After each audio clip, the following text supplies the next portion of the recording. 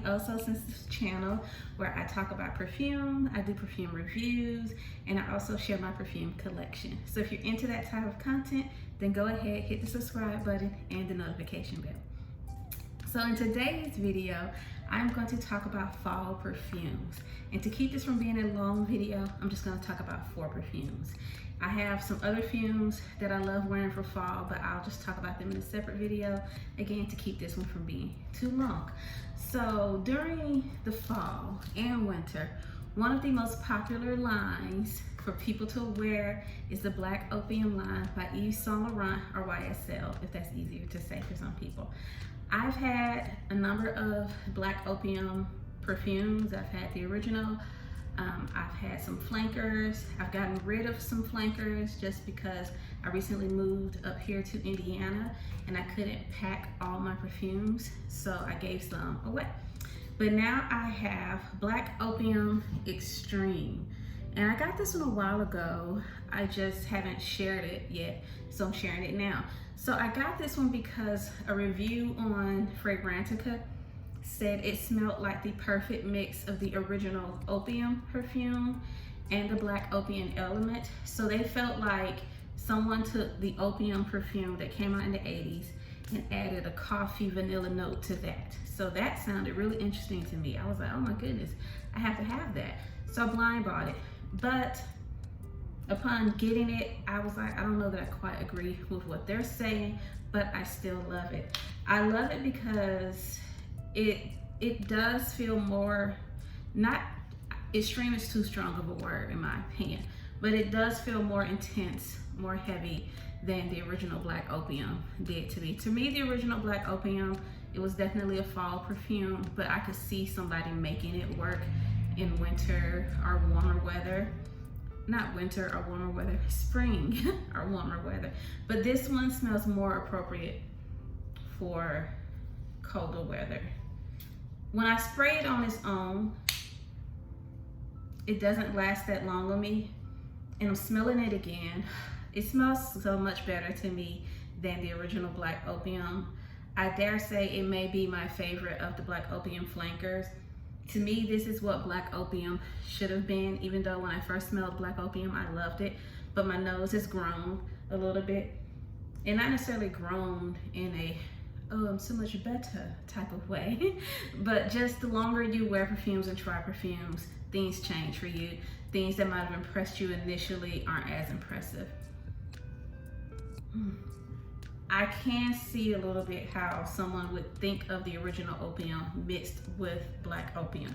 To me, not the original Opium mixed with coffee, the way the reviewer said, but more like the original Opium and Black Opium were combined to make a new scent. So that's what this does for me. I love it, and it layers really well on top of the Sugar line by Toni Braxton, Nude Sugar by Toni Braxton. I have her body cream and it works really well for that. So next up was a winter perfume or fall perfume video where someone doesn't mention La Vie Est Belle. Here's the thing though, I don't really love La Vie Est Belle, the original. It's way too thick and sweet for me, and maybe I've smelled it too much because it's extremely popular.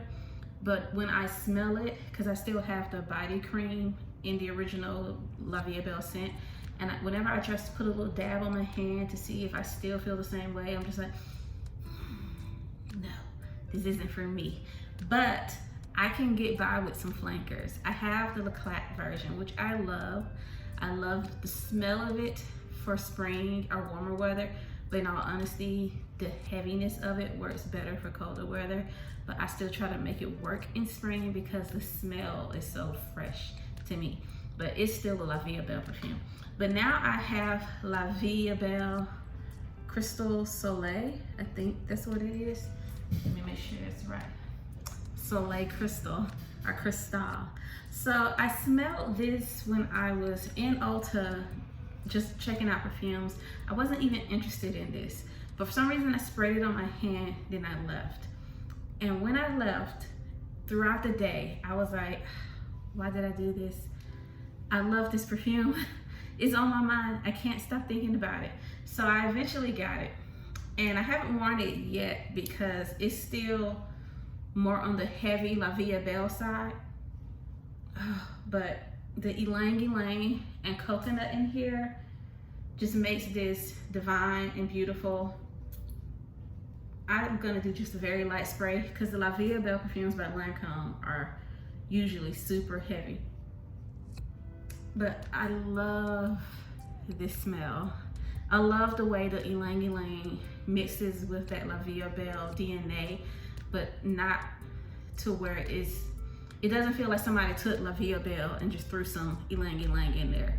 It's well blended. Whatever they took out to make it work makes it definitely work to when they added in the coconut and the ylang ylang. And the coconut in here isn't cheap smelling. It doesn't dominate for me. It's not a dominant coconut smell.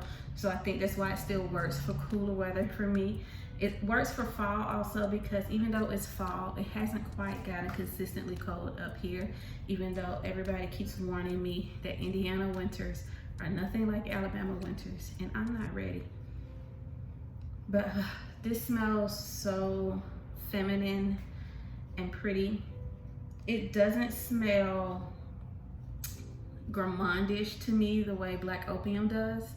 This is more, you can get some of those edible notes that you associate with the original La Vie Est Belle, but the ylang ylang and the coconut to me makes this more elevated and more highbrow. It's feminine without necessarily being pretty. Like, it's pretty, but it's not pretty. If you get what I mean, like, it's pretty, it's beautiful. It's more beautiful than pretty. I just wanted to do that again, sorry. But definitely do not regret getting this. I'll probably never ever get the original La Vie Est Belle unless my nose changes again. So I actually never say never.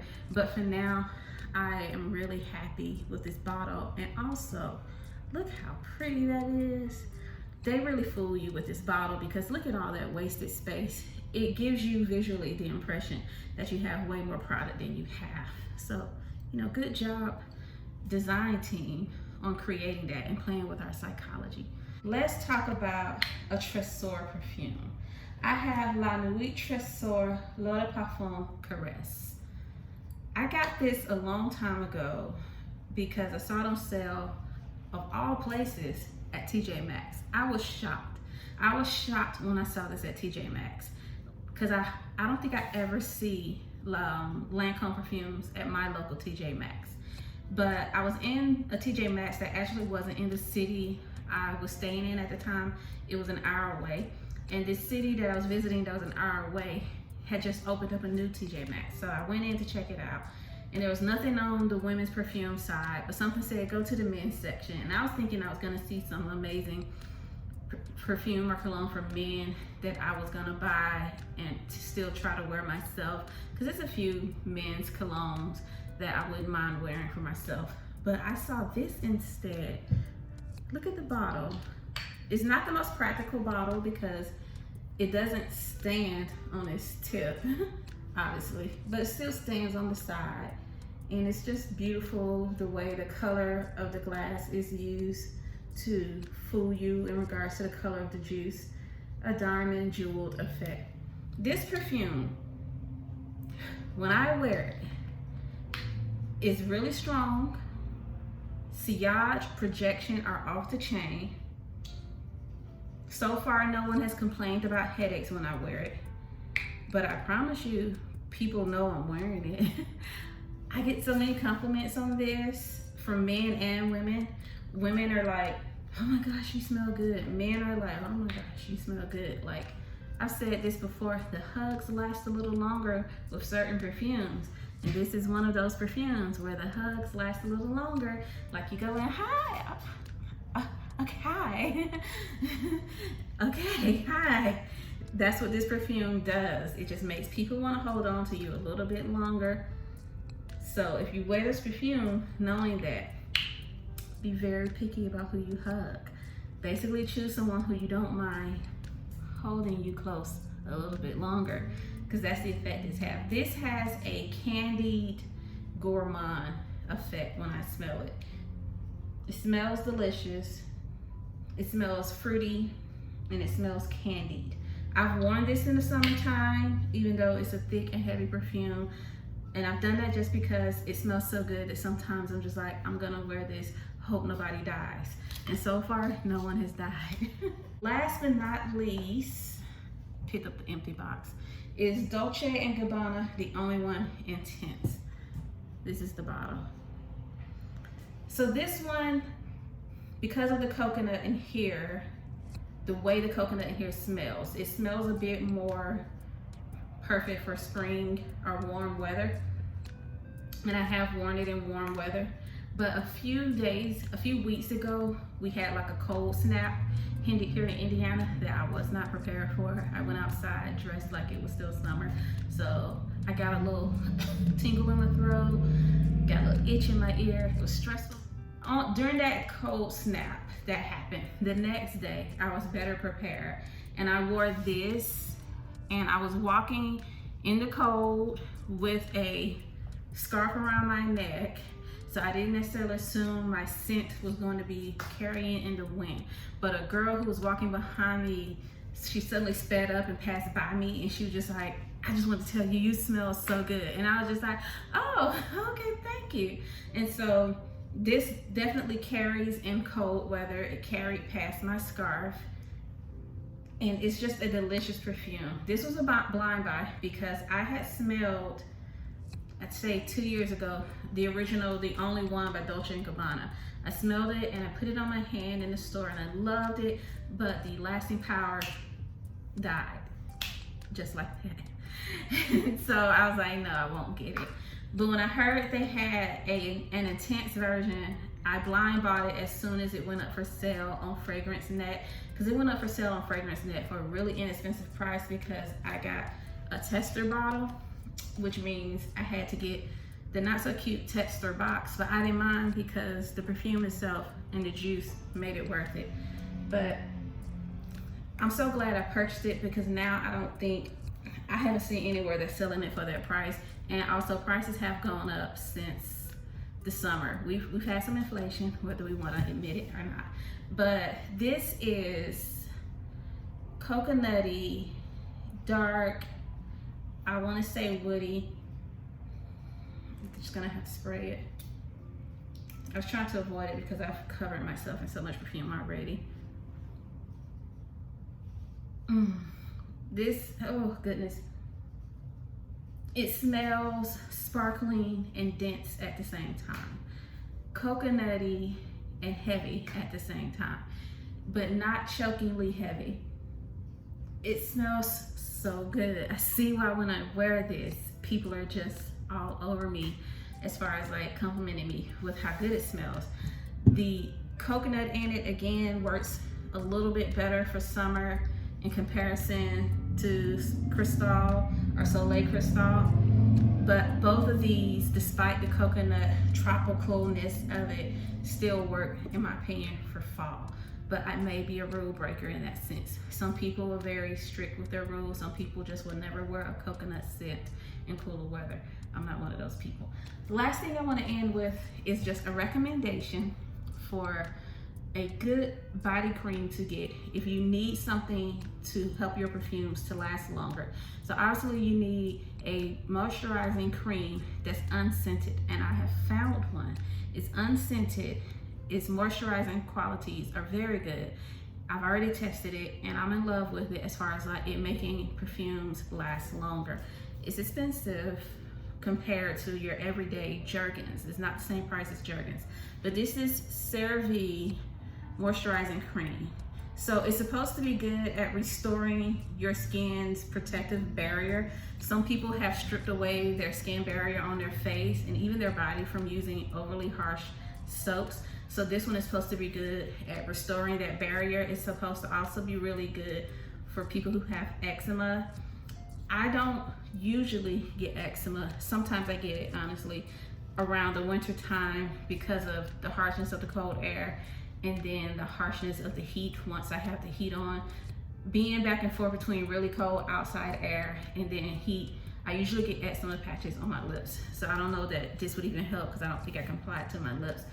But I'm saying all that to say, because it's so moisturizing and because it is literally trying to create or recreate a skin barrier, I feel like that's why this works so well for making scents last longer. So if any of you have skin that normally just eats up perfume, no matter how good everybody else says it is for lasting power, it just doesn't last for you, try this. It's $16. I think that's how much it was. Or it might have been $18 or $19, but it's for a 16 ounce. So that's where I got the number 16 from. So you get a lot of product, and it's in this type of tub. I love tub lotions instead of pump lotions because they're good for traveling. You could just pack it in its own separate bag just for insurance, and then put it in your luggage. And as it's jostling around, it won't bump into anything and start spreading lotion all over your inner contents of your luggage. Just wanted to mention that. If you're still here, this is your reward. I'm telling you about this perfume, or I'm telling you about this product that's good for your perfume. Alrighty, so that concludes the video. It smells really good in here. I can smell the Dolce Gabbana, the only one intense, and the Soleil Cristal. Yes, the Soleil Cristal, the two together. Oh my God. I wouldn't layer them on top of each other, not by any means, but maybe I could get away with a spray of this here and a spray of this here and just let them waft in the air and complement each other, because they actually kind of work together. They're not causing any conflict. Alrighty, thank you for watching. Bye.